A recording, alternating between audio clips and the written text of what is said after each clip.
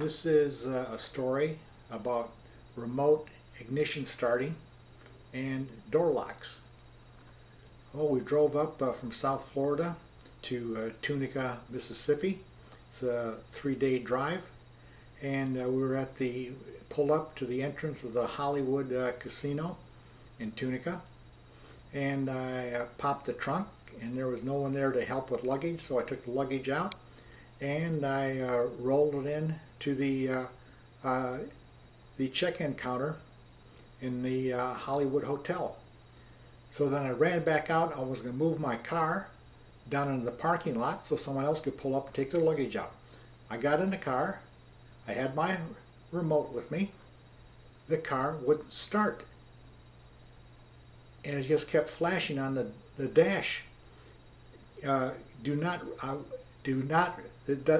It does not recognize the key fob. I says, what's wrong with this thing? So I tried it again. I couldn't get it started. Then I had to leave the car there, go back, and get my wife, who was standing last. I told her, I says, give me your key and let me see if I can start it with your key. So I went back out with her key, and the car still wouldn't start. So at this time, I'm stuck in the driveway of the hotel, and I can't get my car started. So I decided, oh, I'll call OnStar. That's what they're there for. So I called OnStar and told them, I said, I can't get this car started. Well, I have to back the story up a little bit. I couldn't even call OnStar in the car because that wouldn't work. So I had to use a cell phone to call them. So anyways, I called OnStar, and they had no idea for how to get the car started. It says, well, sir, would you like us to send a tow truck? I said, well, probably that's what it's going to do, but you know what I found out? That to have the car towed, now this is at 8 o'clock at night, I'd have to have it towed to a dealership in Memphis, which is about 30 miles away from the hotel. 8 o'clock at night. Now, you know, by the time the tow truck arrives and takes my car over there, you know that place ain't going to be open. So they're going to have to park it on the street somewhere. And then I'm going to be standing on the street in Memphis, Tennessee, and wondering how I'm going to get back to the casino, which would probably be a very expensive cab ride to get there.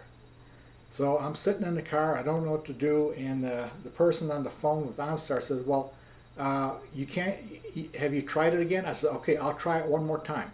I tried it, and this is before she was going to call the tow truck. I said, I'm going to try it one more time. And the car started right up. Now this is on a 2011 Buick. You know, it's almost a new car. And the car started up. I said, oh, fantastic. And I drove off and parked it. And I was worried that somehow I wouldn't get the car started again. But I came out in the morning and it started right up. I didn't have any problems with it after that. Well, after I come home, I read the manual for the Buick, and it said that sometimes your car won't start because of interference from other key fobs working. Well, I'm in a very busy parking lot, and people are, you know, pushing the button, getting their cars started, opening their doors, etc. So I have a funny feeling that I had an interference with the electronics from somebody else's key fob, because I never had another problem again. And this is something you've got to be very careful of. And when I got back home a couple of days later, I'm turning a corner near my house, and suddenly my doors unlock. And I see them pop up. I hear them, and I look over, and I see my door locks pop up. And I got a funny feeling what happened is somebody was using a remote on their car, and it ended up popping my doors open. So that's something to think about when you get stuck and you can't start your car.